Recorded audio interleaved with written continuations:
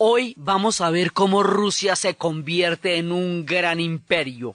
Vamos a ver la historia de Pedro I el Grande. La vez pasada estábamos viendo cómo hay un momento en que se produce una regencia en el que Sofía, una hermana mayor y que habíamos visto es una mujer muy capaz, va a quedar a cargo de dos zarecitos chiquitos, que son Pedro e Iván. Y se ven los dos tronos de los dos zarecitos en el Kremlin, los dos tronos igualitos y el trono de ella detrás, soplándoles qué es lo que tienen que decir ante los embajadores y todo eso. Y era una mujer bastante dotada para los asuntos del Estado y bastante interesada en serlo. Pero esta era la época que le iba a tocar, era Pedro. Entonces Pedro, cuando era pequeño, tenía un juego. Jugaba con los muchachitos de su mundo, jugaba a los soldados, pero jugaban con armas de verdad, jugaban con cañones y cosas de esas, que a Sofía no le parecía así como particular que él jugara con eso. Y entonces resulta que con el tiempo, esos muchachos que jugaban con él de chiquitos, que era un juego de niños, se van convirtiendo en muchachos grandes, y con el tiempo, y jugaban contra los del pueblo de al lado, y hacían toda clase de simulaciones y todo. Bueno, el tiempo esto se fue volviendo una guardia personal, pero una guardia personal, la cosa más increíble, que le dio un poder a Pedro. Esta gente lo acompañaría toda la vida, como los generales de Alejandro. A diferencia de la historia tan trágica y tan terrible de Iván, este man la va a pasar chévere. Va a tener muy buenos amigos a lo largo de su vida, gente en quien confiar hombro con hombro, que es la mayor fortuna, el mayor tesoro que puede tener alguien en el poder, alguien que sea su mano derecha y en quien confiar. Va a tener amor, va a tener grandeza, va a tener logros, su vida va a ser espléndida, y de su mano Rusia se va a convertir en una cosa del otro mundo y va a pasar de ser esta historia de reinos que casi lo logran y a veces lo lograron, a convertirse en un imperio de verdad para Dios. Y va a salir a Europa, digamos, es el estreno mundial que se tenga el mundo, que Rusia se convirtió en un imperio. Y todo eso va a pasar de la mano de este personaje que es impresionante. Y su hermana lo era igual, fíjate, pero ella era mujer y el hombre la va calibrando desde chiquito. Dice esta mujer, yo soy el que voy a gobernar. Y ella tiene todas las ganas de quedarse en el poder y convertirse en zarina, y esto no se va a poder. Ahora, él de pequeño le pasó que hubo una rebelión en las conspiraciones de boyardos y todo eso, en tiempos de regencias, en vacíos de poder que suceden, hubo una rebelión. Y eso, aterrorizados, salieron del Kremlin él y su mamá, y estuvieron a punto de ser asesinados por una conspiración, y se fueron a un poblado cercano donde estuvieron asilados, y eso hizo que Pedro le cogiera bronca al Kremlin y a Moscú. Digamos, nunca a Moscú le gustó porque tenía la imagen de la gente que él vio asesinar, porque se mataron muchos de su gente, y luego él va a tener ya una infancia, digamos, eso fue lo que le pasó, que le dejó una huella muy profunda. Pero de resto el hombre va a crecer en buenas condiciones y nunca va a querer volver a Moscú, nunca va a querer al Kremlin. Por eso es que de aquí en adelante se van creando las condiciones afectivas para la fundación de una nueva capital. Entonces el hombre, con su guardia personal de mucharejos, que van a crear una guardia enorme, se va a enfrentar a la guardia personal que la zarina, pues que la mujer, que su hermana Sofía tenía para ella. Y finalmente, cuando ya tiene la edad suficiente, la va a desafiar, va a derrotar a la guardia de ella frente a la ventana donde la recluyó en un monasterio, y debajo de la ventana los va a ahorcar, para que ella sienta los gritos y el dolor del fin de su efímero poder, y la va a dejar allá encerrada el resto de la vida. Y se ve esa ventana con ese frío en ese monasterio y con ese jardín afuera, y es una imagen absolutamente triste de cómo se truncó la vida de una mujer que hubiera podido también ser muy importante en la vida de Rusia y que le tocó la mala porque estaba Pedro detrás. Entonces empieza Pedro a gobernar. Cuando Pedro empieza, él lo primero que se da cuenta es que hay un momento en que Europa se está convirtiendo en un gran poderío conformado por una cantidad de potencias.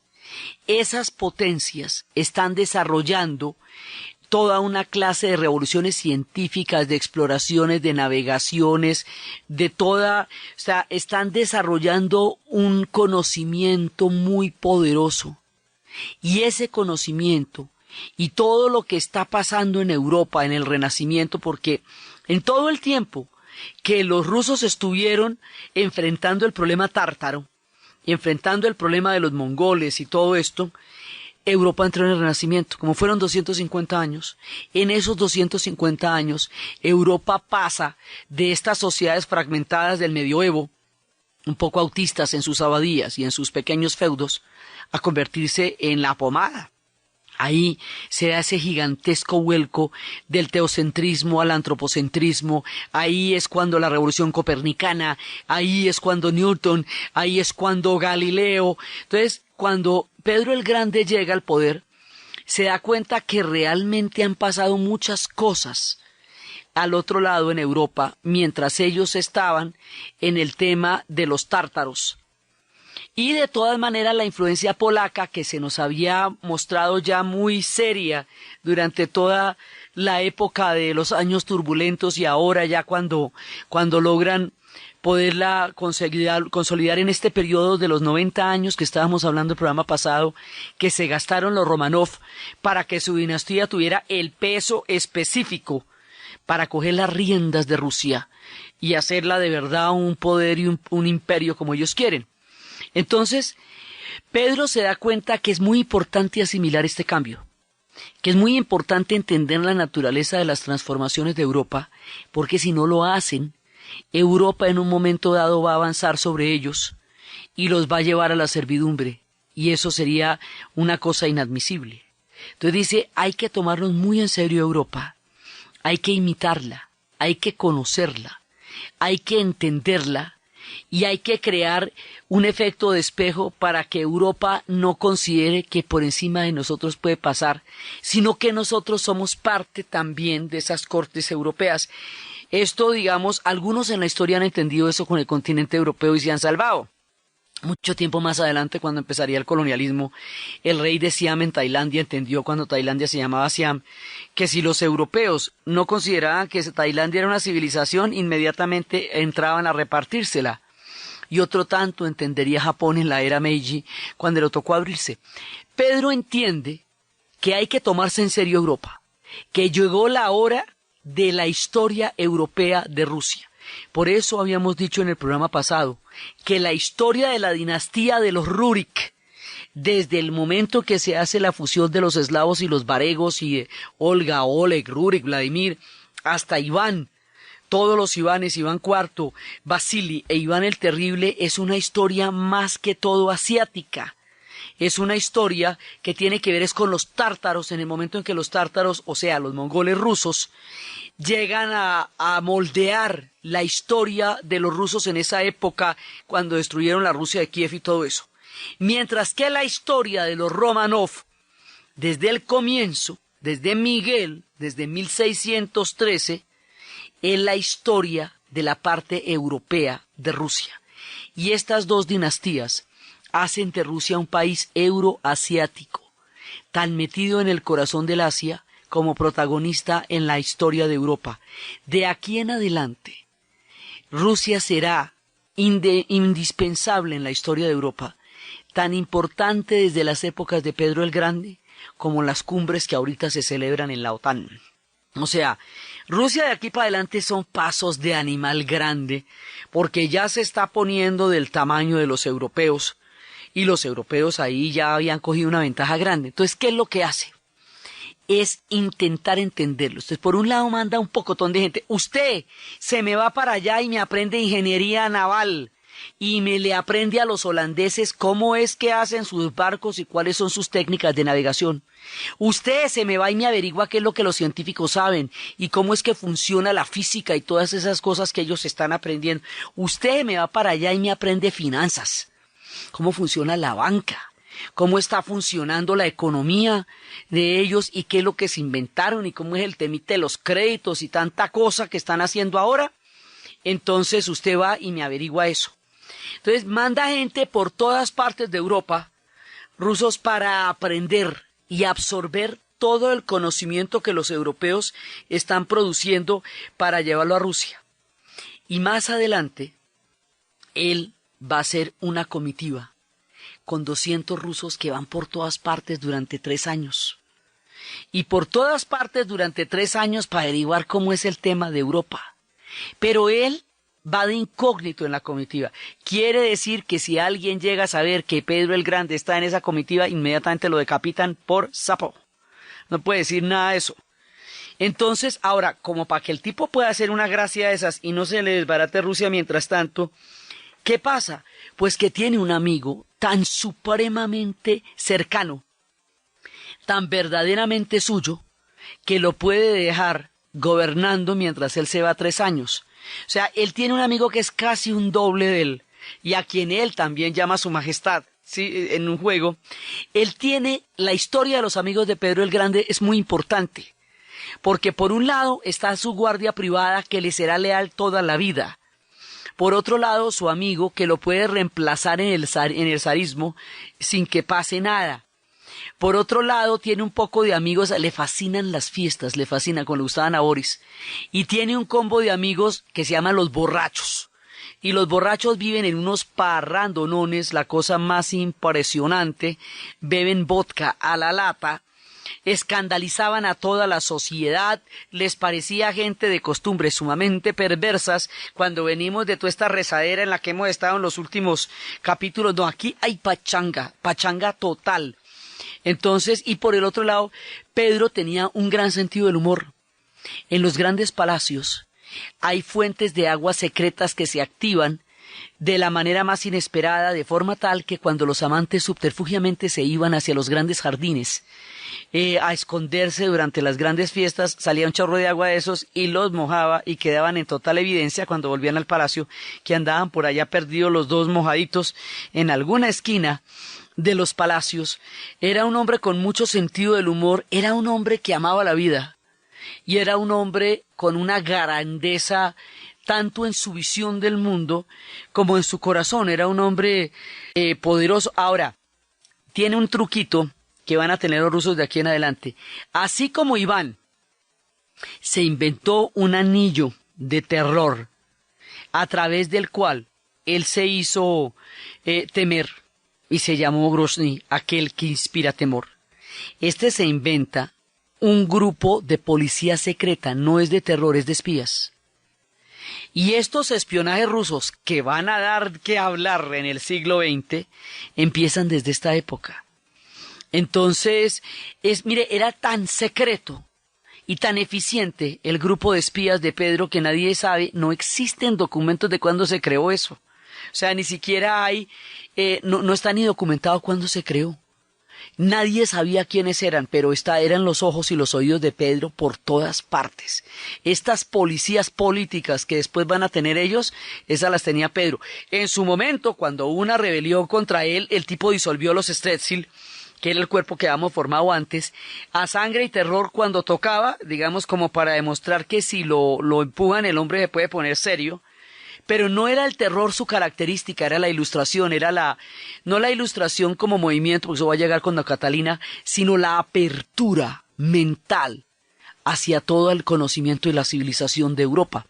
Entonces tenía su policía política, su parce que podía hacerse pasar por zar tranquilamente mientras el hombre hacía la vuelta, su cuerpo secreto de amigos personales con los que salió desde la guardería, como los generales de Alejandro, que todos son compañeros de él desde la guardería. O sea, gente que usted conoce porque aprendió jugando con ellos. Tenía todo ese combo que le resguardaba las espaldas en una época en que uno tiene que saber quién tiene atrás. Entonces, en ese momento, él lograba montar todo esto, lo que le permitía tener ese juego de entender las otras civilizaciones y rápidamente adoptarlas para Rusia, porque él sabía que era cuestión de tiempo. O Rusia se instalaba en la escena europea, o Europa convertía a Rusia en su jardín trasero, y eso no era una cosa que él estuviera dispuesto a vivir ni a permitir. Entonces se va apertrechando de todas las condiciones necesarias para poder emprender el gran viaje, para conocer esto que llaman Europa.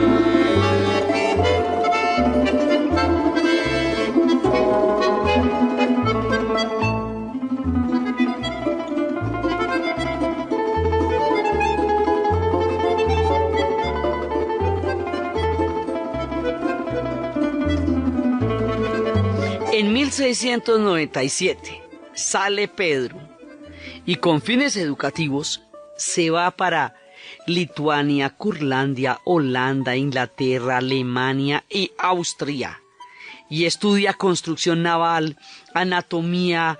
¿Cómo diría que aprendió a sacar muelas? Y cuando la gente tenía problemas de muelas, él mismo iba y se las sacaba ahí en el palacio. Era un amante de los oficios.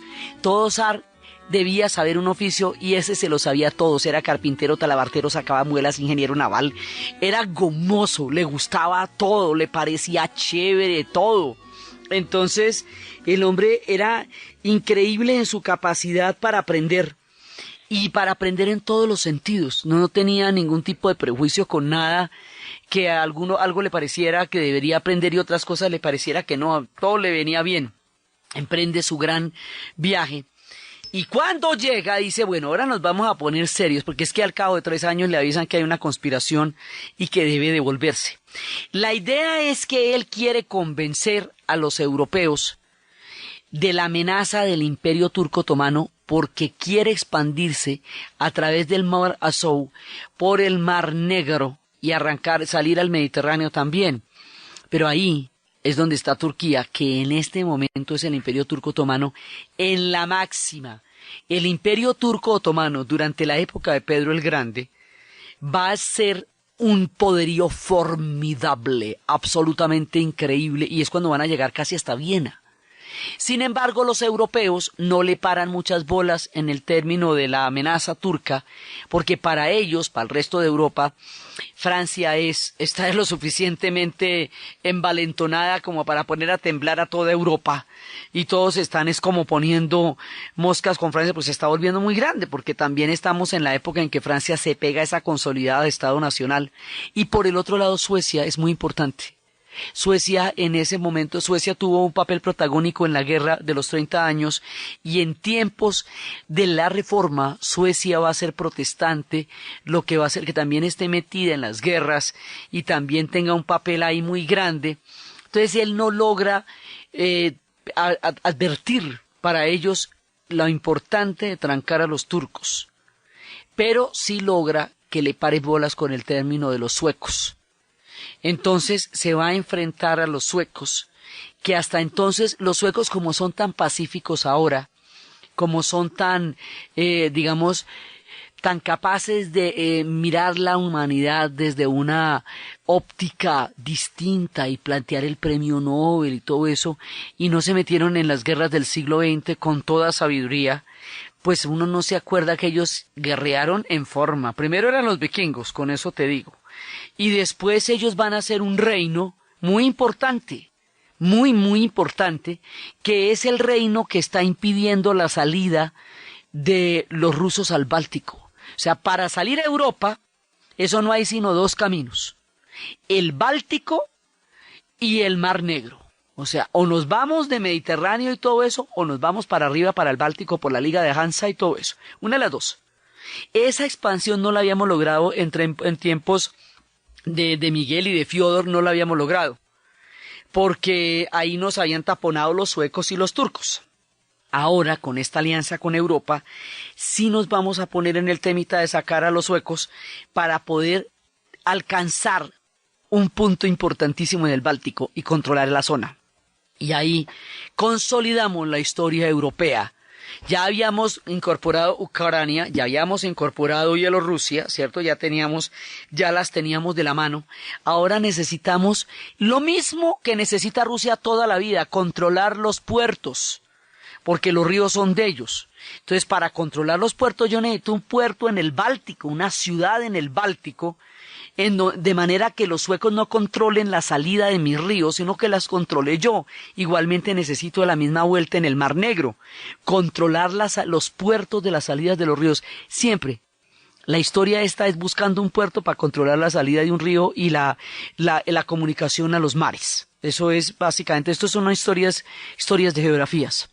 Entonces, el hombre, después de haberse dado toda esa vuelta, llega y bueno, primero plantea la reforma y le va a cortar la barba a todo el mundo. Esto era un escándalo porque la barba era una forma de virilidad divina. Se la deja solamente a los grandes popes, a los grandes prelados. De resto no más. Todo el mundo le tiene que cortar las barbas, todo el mundo tiene que usar pantalones, van a dejar los pantalones bombachos, todo el mundo se va a vestir a la europeo, la moda va a ser a la europea, pero a lo bestia. O sea, lo va a hacer bravamente, porque no, que es que modernizarse significa asimilar las costumbres, asimilar la moda, la comida, las tradiciones, para poder entender el concepto de modernidad que están manejando los europeos, porque Pedro es lo suficientemente astuto que para entender que en el concepto de modernidad que se están inventando los europeos es donde radica el eje de su poderío, porque es eso lo que los hace empezar a creerse superiores al resto del planeta. Lo que nosotros llamamos eurocentrismo. Esa mirada solipsista que considera que solo la civilización europea es civilización, que Europa es el centro del universo y que todos los demás pueblos eventualmente van a ser civilizados por ellos en la medida en que los conquisten y los exploten para compartir con ellos algo de su refulgente civilización. Eso está basado en el concepto de la modernidad, porque los europeos al inventárselo se volvieron una medida de qué es atraso y qué es desarrollo, y esa medida es el concepto de modernidad. Esto lo entiende Pedro, ¿cómo te parece? Lo entiende y lo entiende bien. Sí, bueno, entonces si nos quitamos las barbas, pues nos las quitamos. Y si nos vamos a quitar los bombachos, nos quitamos los bombachos. Y aquí todo el mundo se vuelve europeo. Mi corte va a ser una corte europea. Entonces se va a enfrentar con los suecos y los va a derrotar. Hay un momento en la campaña con los suecos en que se acaba el hierro para los cañones. Y en ese momento Pedro entra en un estado crítico y dice: el próximo callémonos un momentico, el próximo que abra la boca tiene que tener una solución para el problema. A ver, lo reto a eso. Se quedan todos en silencio. Y en ese silencio de la crisis, Pedro está mirando por la ventana. Y al mirar por la ventana de pronto ve las campanas de las iglesias. Sí, las campanas. Bajémoslas de ahí y fundámoslas. Y ay, Pedro, por Dios. Pero mira cómo vas a... Bajémoslas de ahí y las fundimos. Y de ahí vamos a sacar los cañones para derrotar a los suecos. Mire, después de lo que les he contado de las campanas ortodoxas, esto es lo más impensable, la irreverencia máxima. Esto es, mejor dicho, echar por la calle de en medio. Y así resolvió Pedro el Grande el tema del hierro para los cañones en la guerra contra los suecos.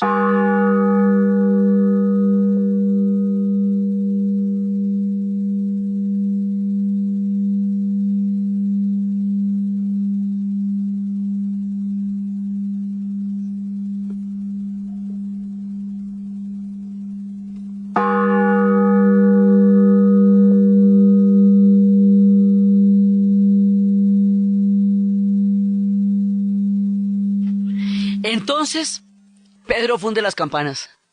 O sea, él hacía cosas que a nadie se le ocurrían. Otro día, en una batalla contra los boyardos, estaban los boyardos rezando. Claro, los boyardos le caen tan mal a él como a todos los zares por lo mismo, ¿no? Porque siempre están conspirando contra ellos, pues tiene una imagen terrible de ellos en la infancia, siempre los ve acechándolos, y una vez se agarra contra los boyardos, y los boyardos están arrodillados rezando, y él dice, disparen. Pero Pedro, si están rezando los boyardos, pues por eso, disparen. Entonces el hombre era, digamos, capaz de unas reacciones así de súbitas y así de tremendas, y con la bajada de los cañones, de las campanas para convertirlas en cañones, que esto pues ustedes no se alcanzan a imaginar lo que significa, y con todo el empuje y el poderío y el conocimiento de tácticas de guerra, de navegación, de ingeniería, de balística, de todo, va a derrotar a los suecos. Y cuando derrota a los suecos, tiene libre el camino hacia el Báltico. Y para conmemorar la derrota de los suecos, y para sellar el destino ruso para siempre en el Báltico, va a construir una ciudad, pero te digo, la ciudad, una de las ciudades más bellas del mundo, la Venecia del Báltico, comparable solamente con Praga y Estambul y París, digamos, es como París, pero más grande. Sí, una cosa del otro mundo que va a llevar en su mismo honor el nombre de San Petersburgo. San Petersburgo se va a construir sobre una serie de pantanos, pantanos fríos que quedan en el Báltico, y a través de un sistema de puentes y de canales, y sobre la sangre y los huesos de los prisioneros suecos y de millones de campesinos de la zona, va a construir sobre el pantano una ciudad espléndida, una ciudad magnífica, una ciudad inimaginablemente bella. Y es como París, pero más grande, porque el tema de los tardíos estilos que llegan a Rusia hace que cuando ya no están en Europa lleguen a Rusia, pero lleguen perfectos. O sea, el barroco ya estaba terminado, entonces aquí va a llegar un barroco perfecto, el florentino ya estaba terminado. Entonces se va a traer un combo de arquitectos, de ingenieros, de diseñadores, de escultores, de decoradores, de todo, para crear esta ciudad, y va a traer un tipo que se llama Rastrelli, que es muy importante porque Rastrelli es el que le va a dar el toque, la característica de los palacios de invierno. Y va a ser el que va a generar un estilo, que es ese estilo de los espejos que hacen ver más grandes los espacios, y son los estilos de las cenefas en las paredes en forma vertical, en colores diferentes, que dan una sensación impasmosa, increíble a los grandes salones de baile, donde van a hacer todos esos cuadros y todas esas cosas tan maravillosas. Y va a ser la obra de toda su vida. Pero lo más curioso es que en San Petersburgo hay una casa, una casita en la esquina de la ciudad, una casa de madera, sencilla, modesta, sorprendentemente sobria. Ahí pasó mucha parte de su vida Pedro el Grande, porque resulta que él era un residente de obra. La gloria era para la Santa Madre Rusia, no para él. O sea, la gloria era para su proyecto ruso. Por eso es muy importante entender que todos están al servicio de la Santa Madre. Y a pesar de todo lo francachelo y lo comilón, él vivía muy austeramente en su casita, viendo cómo levantaban San Petersburgo. Estos son unos palacios absolutamente indescriptibles. Eso es bastante más grande que Versalles, y hay que ver que Versalles es grande. Estos son unos decorados, y ese clima gélido y esos vientos bálticos le dan un hálito a esta ciudad monumental que hiere la vista con esa belleza impresionante y todas esas basílicas. Y además, como el resto de los zares la va a ir embelleciendo, y cada uno se faja y se luce poniendo lo suyo, y Catalina va a hacer maravillas, y después a Pedro y Alejandro van a hacer maravillas, y después cuando se levanten las basílicas de la sangre derramada, y después cuando hagan el sistema de canales. Hoy por hoy existe una ciudad que se llama la ciudad de Dostoyevsky, porque todas sus novelas están inspiradas en puntos específicos de la ciudad, y se puede ver eso. Hoy por hoy es una ciudad de morirse, donde uno ve murales con la tabla periódica de Mendeleev, sí, para recordarle que fueron los rusos los que hicieron la tabla periódica. O sea, Pedro la hace y queda magnífica, pero todo el mundo le pone lo suyo. hasta que quede realmente espléndida. Y si hay alguien orgulloso en la vida de la gente que nació allá. Sí, esta ciudad en el futuro tendrá diferentes nombres. San Petersburgo es una ciudad sagrada, por eso es santa. Pedro por él mismo. Sí, además que de esa manera la quiere vincular con los símbolos de la ciudad a la tercera, siempre seguirá en la línea de la Roma, ¿cierto? De todas maneras viene de la Roma. Y Burgo, que significa ciudad en alemán. Cuando los rusos y los alemanes, que fueron muy amigos durante mucho tiempo en la historia, se vayan a enfrentar en la Primera Guerra Mundial, el vocablo Burgo queda de mala recordación para los rusos, porque están en guerra con los alemanes. Entonces le van a cambiar Bulgo por Grad, que es como se dice ciudad en ruso. Entonces en esa época se va a llamar Petrograd o Petrogrado. Ustedes han oído que en la ciudad rusa se llaman Volgograd. Sí, eso se va a llamar porque Grad es ciudad en ruso. Entonces en esa época se va a llamar Petrograd o Petrogrado, que es como lo conocen los trotskistas, porque fue la época del Soviet de Petrogrado. Y más adelante, cuando ya triunfó la revolución, cuando la revolución bolchevique se consolide, por Vladimir Ilich Ulyanov Lenin, esta ciudad se rebautizará Leningrado. Y Leningrado se llamará durante todo el siglo XX, hasta que con la caída de la Unión Soviética y del muro de Berlín y del fin del gran imperio que ellos hicieron en el siglo XX, se volverá al nombre original de la ciudad, San Petersburgo, la ciudad de Pedro el Grande. Entonces la historia de él es la historia de su vida, pero también es la historia de su ciudad. Es la historia de la modernización de Rusia, es la historia de lo que este hombre fue capaz de idear. Era una mente privilegiada, grande, en un alma sólida y poderosa. Fue de buenas en todo. Bueno, la primera esposa, eso fue el desastre. Se la pusieron en los compromisos reales y todo, y tenía todos los pedigrís, pero ellos no entendían, y tuvieron un hijo. Y esta esposa no le gustaba viajar, ni le gustaba la aventura, ni le gustaba pues ese mundo magnífico y espléndido que Pedro está creando, entonces no era para él. Entonces pues la logra meter en un convento, no se pueden divorciar, pues la tenía en un convento. Y después resulta que uno de sus generales se va a enamorar de una campesina. Y esa campesina era una campesina mamacita, y el general la tenía de novia, y cuando la vio Pedro dijo, bueno, pero ¿y esto qué es tan divina? Entonces, pues eso sí, Pedro mata a general, ¿qué vamos a hacer? Entonces, general tuvo que ceder novia a Pedro, motivo zarismo. Pedro se ennovia con la chica que era del general, y la chica que era del general resulta siendo la horma del zapato para Pedro.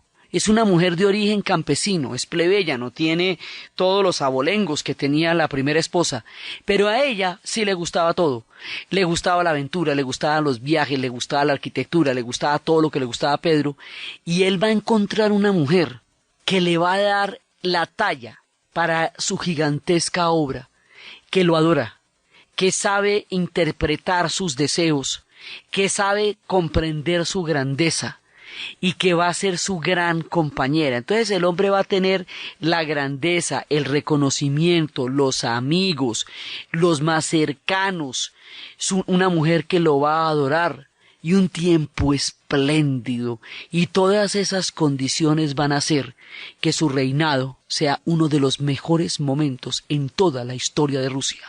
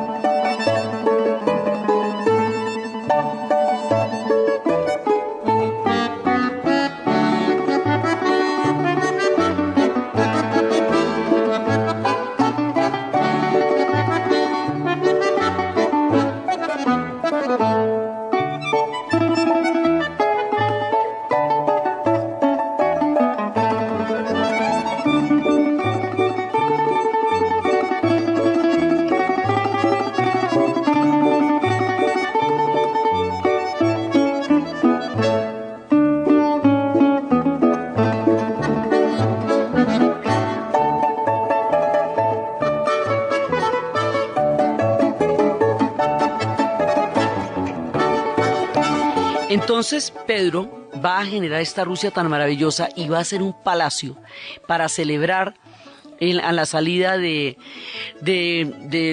Báltico, también para celebrar su victoria sobre los suecos. Ese palacio se llama Peterhof.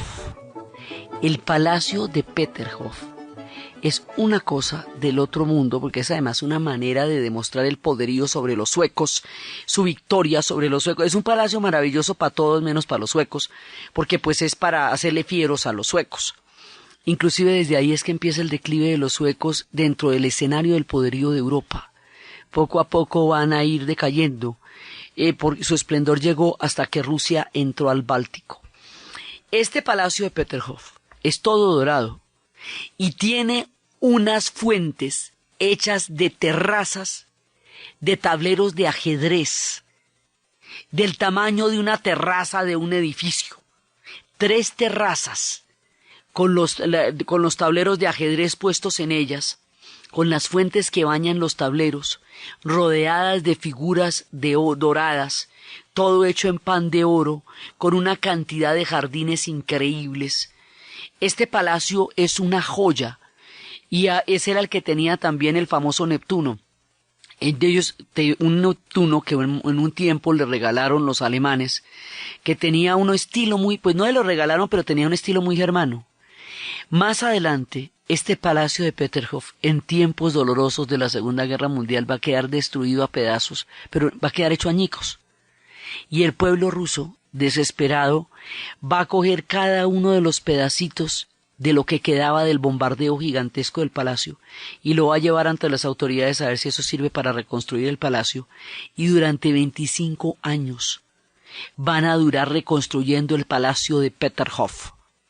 Y de esa manera emularán la grandeza de Pedro, y en el palacio actual, construido tal y cual Pedro lo concebió, están todas las imágenes de la Segunda Guerra Mundial, sala por sala, de cómo quedó esto destruido durante los bombardeos y cómo lo hicieron, y cómo quedó de maravilloso. Y cuando los rusos se tomaron Berlín, y para finalizar la Segunda Guerra Mundial, en una caja, en uno de los sitios de Berlín encontraron el Neptuno. Los alemanes lo habían llevado, los nazis se lo habían llevado a la invasión y lo tenían por allá en una caja, y cuando lo vieron les dio una furia, y allá tienen su Neptuno, y a todo el mundo le cuentan que ese Neptuno lo rescataron de las mismas calles de Berlín. Estaba por allá en un apartamento escondido y le tienen toda clase de dichas a su Neptuno, y volvieron, hicieron su palacio, y es uno de los sitios donde uno siempre lo llevan, al palacio de Peterhof, porque es la muestra de la grandeza de ellos. Todos los rusos, para siempre, en todo momento, se van a identificar con Pedro el Grande. Él va a construir un imaginario de lo monumental, de lo gigantesco. Ya habíamos empezado a construir en piedra en tiempos de la Romanov, ya no teníamos las casas de madera, ya estamos empezando a embellecer las ciudades y todo eso. Pero esto ya es irnos para el otro lado y armar unos palacios absolutamente increíbles, y toda la sorprendente y monumental fastuosidad de Rusia, que uno no se imagina, porque porque va más allá de todo lo que uno puede creer que ellos hayan hecho. Eso lo empieza Pedro el Grande. O sea, Pedro ensancha la imaginación de los rusos y les mete en la cabeza la grandeza. El hombre piensa en gigantesco, el hombre piensa en milenios, el hombre piensa en el futuro, el hombre tiene un proyecto para Rusia colosal y se lo va a hacer creer a su pueblo, y desde ahí los rusos se empiezan a creer grandes y lo van a hacer. Y hay que ver cómo lo van a hacer. Van a llegar a ser tan grandes que van a compartir el planeta durante el siglo XX. La idea de grandeza la inspira Pedro, la cumple Pedro y la hace visible Pedro. Entonces él hace San Petersburgo, y San Petersburgo con su ancla, San Petersburgo con el monumento que le tienen a él, con los canales, con los puentes, con el Palacio de Invierno, con la catedral, con la Basílica de San Isaac, con la de la sangre derramada.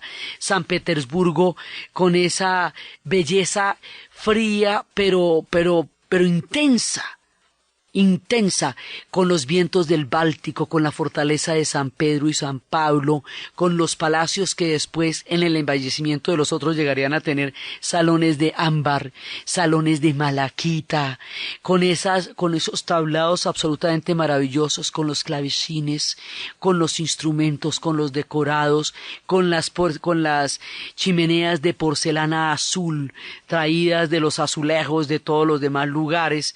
Esto es una cosa realmente deslumbrante, así que no hay palabras para describir San Petersburgo y cómo ellos la adoran y cómo hoy por hoy es uno de los testimonios más perennes de una idea de grandeza, de un pueblo que allí construyó su proyecto colosal.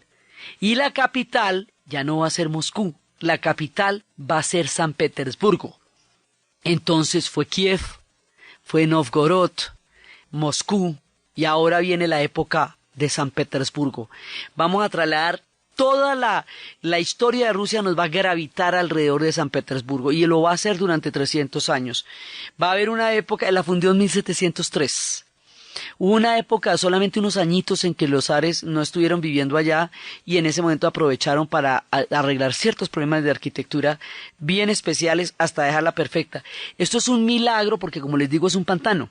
Esto es una obra de ingeniería absolutamente colosal, porque la secada de esos pantanos, la trazada de esas planchas y de esas losas sobre el agua, sobre todo ese fango movedizo, para crear palacios espléndidos, la manera como se trajo esos europeos como preguntándoles qué vas a hacer el resto de tu vida, porque te voy a llevar a hacer una obra que te va a inmortalizar, y se van a hacer San Petersburgo. También le dio a Pedro por hacerse preguntas. Óyeme, ¿qué habrá más allá de la Siberia? Esa Siberia que habíamos ensanchado la vez pasada, llena de cazadores de pieles, de cosacos y de monjes, de los antiguos creyentes que también se rebelaron contra Pedro en un momento dado, por el tema de las barbas, que lo consideraban un hereje espantoso, por el tema de los borrachos. Bueno, imagínate, pues Pedro era un personaje que podía escandalizar a muchos, pero él no le estaba preguntando la opinión a nadie de lo que él estaba haciendo. Entonces, en esa Siberia gigantesca, le encomienda a un amigo suyo, de origen sueco, que averigüe qué va más allá de la Siberia. El hombre inicia una expedición ardua, dolorosa, terrible, que no terminará con vida, pero sí resuelve la pregunta. Aunque él personalmente no vaya a rendir el testimonio ante Pedro, sí le resolvió la duda. ¿Qué hay más allá de la Siberia? Más allá de la Siberia hay un pequeño estrecho por donde se comunican los continentes, que cuando está congelado, que es la mayor parte del año, se puede caminar.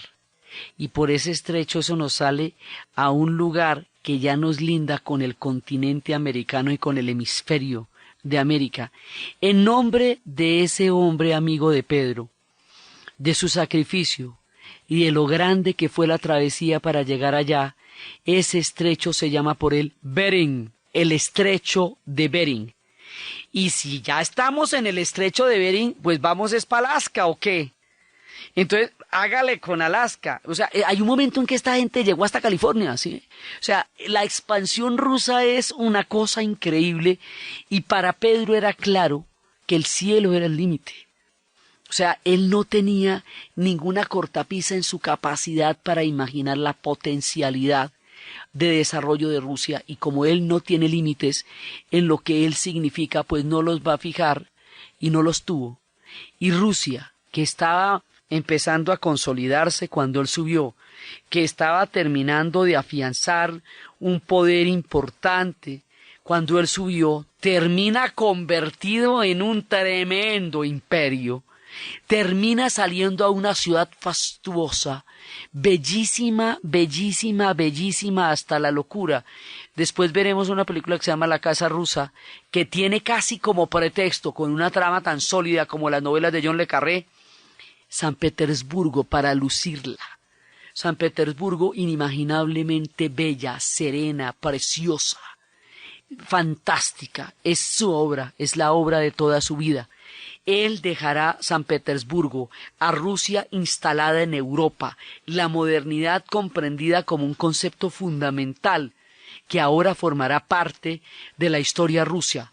Europa instalada en Rusia, Rusia instalada en Europa, el estrecho de Bering, la Siberia, todas las reformas que él hizo, la modernidad, todo el esquema naval, ingeniero, financiero, todo lo va a entender y lo va a convertir en una síntesis prodigiosa para convertir a Rusia en un gran imperio. Y después de él, 2 generaciones más adelante, habrá una mujer capaz de entender con creces lo que Pedro quiso y lo que Pedro hizo, y de continuar su obra con tal celeridad y con tal lucidez que ella como él será grande. Su nombre será Catalina, y el mundo la conocerá como Catalina la Grande. Y estos dos hacen de Rusia una historia impresionante.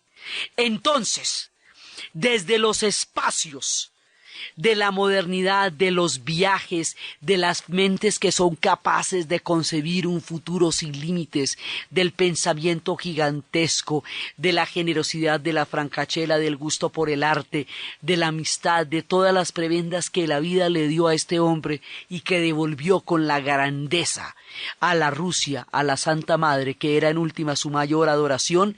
En la narración de Ana Uribe, en la producción Jessy Rodríguez, y para ustedes, feliz fin de semana.